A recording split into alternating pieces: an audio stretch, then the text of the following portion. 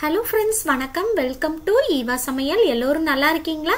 இன்னைக்கு நம்ம சேனல்ல என்ன பார்க்க போறோம்னு பார்த்தீங்கன்னா, நம்ம வீட்டில் பெருந்தொல்லையா இருக்கிற எல்லா எலிகளையும் நம்ம வீட்டில இருந்து ஒரே நைட்ல ஓட ஓட எப்படி விரட்டுறது தான் பார்க்க போறோங்க. வீடியோவை ஸ்கிப் பண்ணாம பாருங்க. எலியை விரட்டுறதுக்கு நம்ம வீட்டில் இருக்கக்கூடிய பொருட்களை வச்சு ஈஸியான முறையில் ரொம்பவே எஃபெக்டிவான ஒரு டிப் தான் பார்க்க போகிறோங்க. நம்ம சேனலை இப்போ தான் ஃபர்ஸ்ட் டைம் பார்க்குறீங்கன்னா சப்ஸ்கிரைப் பண்ணலன்னா சப்ஸ்கிரைப் பண்ணிக்கோங்க ஃப்ரெண்ட்ஸ். பக்கத்தில் இருக்க நோட்டிஃபிகேஷன் பெல் ஐகானை கிளிக் பண்ணிக்கோங்க. எலி நம்ம வீட்டு பக்கம் வர ஆரம்பிச்சிருச்சு அப்படின்னா, நம்ம வீட்டில் வச்சிருக்க கிச்சனில் இருக்கிற things, grinder, fridge, washing machine, டிவின்னு எல்லா ஒயரையுமே கடிச்சு நாசம் பண்ணிடுங்க. அது மட்டும் இல்லாமல் நம்ம வீட்டில் வச்சிருக்க முக்கியமான பேப்பரு, துணி, சோஃபான்னு எல்லாத்தையுமே கடிச்சு நாசம் பண்ணிடுங்க. நம்ம வீட்டில் கார்டன்லாம் வச்சிருக்கிறப்ப அதில் இருக்கிற செடியுமே எலி பெருச்சாலிலாம் கடிச்சு நாசம் பண்ணிடுங்க. இந்த மாதிரி அட்டகாசம் பண்ணுற எலியை நம்ம வீட்டில் இருந்து ஒரே நைட்ல ஓட ஓட எப்படி விரட்டி அடிக்கிறதுன்னு பார்க்கலாம். ஜென்மத்துக்கும் நம்ம வீட்டு பக்கம் மறுபடியும் வராதுங்க. ரொம்பவே சூப்பரான எஃபெக்டிவான ரெமெடி தான் இது. 100% ஒர்க் அவுட் ஆகும். கண்டிப்பா ட்ரை பண்ணி பாருங்க. ஒரு பவுல் எடுத்துக்கங்க. இதுல நம்ம 2 ஸ்பூன் அளவுக்கு கோதுமை மாவு சேர்த்துக்கலாங்க. கோதுமை மாவுல செய்யக்கூடிய எல்லா உணவுமே எலிகளுக்கு ரொம்பவே விருப்பமான உணவுங்க.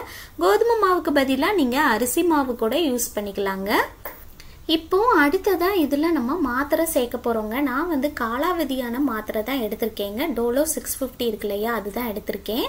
நீங்க பேராசெட்டமால் 500 mg எடுக்கிறீங்க அப்படின்னா அதுல 2 மாத்திரை கூட யூஸ் பண்ணிக்கலாம். 2 சேர்க்கும் போது இனிமே நல்லா எஃபெக்டிவா இருக்கும். இப்போ இந்த மாத்திரையை நம்ம ஒரு கட்டிங் போர்டு அடியில் வச்சுட்டு அதுக்கு மேலே ஒரு நியூஸ் பேப்பர் வச்சுக்கலாங்க.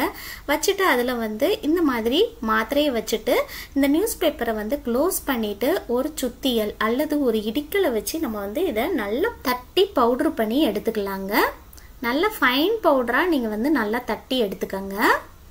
இப்போ பாருங்க ஃப்ரெண்ட்ஸ், நம்ம பவுடர் பண்ணி எடுத்துட்டோம். இந்த அளவுக்கு நல்லா பவுடர் பண்ணி எடுத்துக்கோங்க.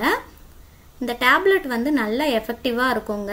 எலி மறுபடியும் நம்ம வீட்டு பக்கம் வரவே செய்யாது, தலை தெறிக்க ஓடிடும். இந்த மாதிரி மாத்திரையை பவுடர் பண்ணி சேர்த்ததுக்கு அப்புறமா அடுத்ததா இதுல நம்ம ஷாம்பு சேர்க்க போறோம். நீங்க என்ன பிராண்ட் ஷாம்பு யூஸ் பண்றீங்களோ எது வேணாலும் சேர்த்துக்கலாங்க. கிளினிக் பிளஸ், பேண்டீன், என்ன ஷாம்புனாலும் யூஸ் பண்ணிக்கலாம்.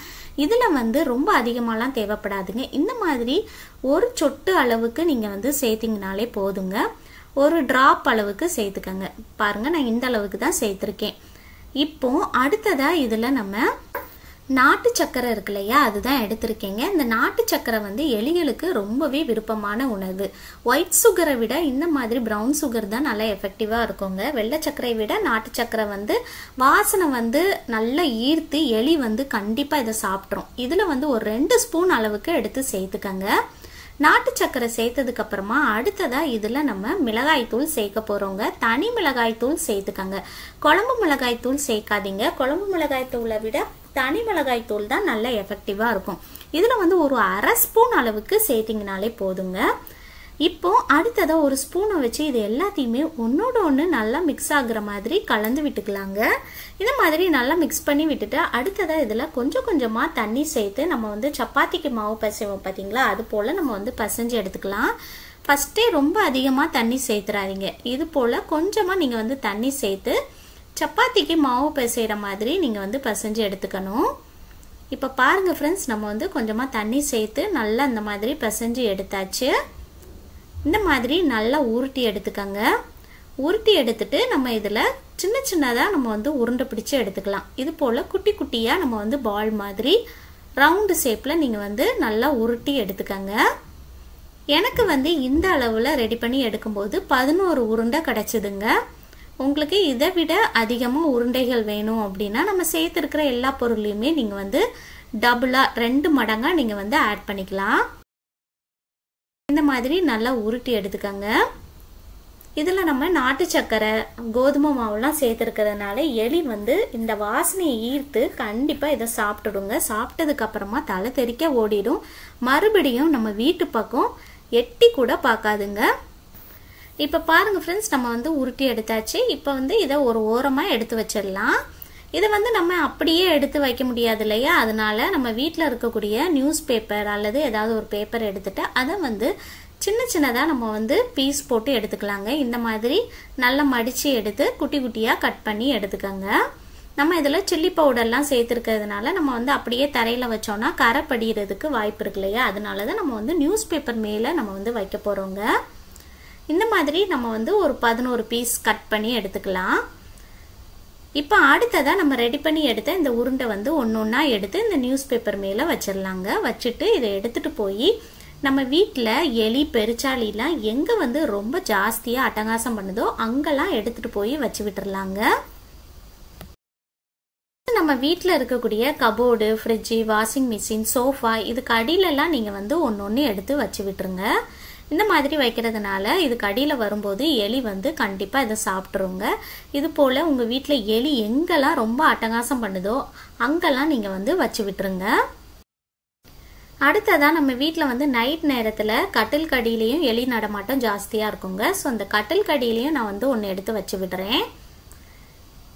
அடுத்ததான் நம்ம வீட்டில் வந்து கிச்சன் ஜன்னல், ரூம் ஜன்னல், பாத்ரூம் ஜன்னல் இதெல்லாம் திறந்து இருக்கிறப்ப அது வழியாக தான் எலி வந்து மோஸ்ட்லி நம்ம வீட்டுக்குள்ளே வருங்க. ஸோ நீங்கள் இந்த மாதிரி திறந்து வச்சுருக்கீங்க அப்படின்னா அதுக்கு வெளியே வந்து இது போல் நம்ம ரெடி பண்ணி எடுத்ததை ஒரு உருண்டை எடுத்து வச்சு விட்டுருங்க. இந்த மாதிரி செய்கிறப்ப அது வழியாக எலி உள்ளே வரும்போது கண்டிப்பாக இதை சாப்பிட்ருங்க. சாப்பிட்டதுக்கப்புறமா உங்கள் வீட்டுக்குள்ளே வரவே செய்யாது, தலை தெறிக்க ஓடிடும்.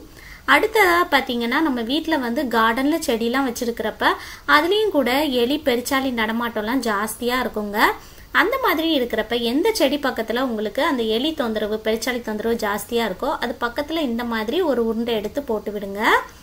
சில நேரங்களில் வந்து பார்த்தீங்கன்னா அந்த செடியெல்லாம் நாசம் பண்ணிடும், அதெல்லாம் தோண்டி போட்டுரும் இல்லையா.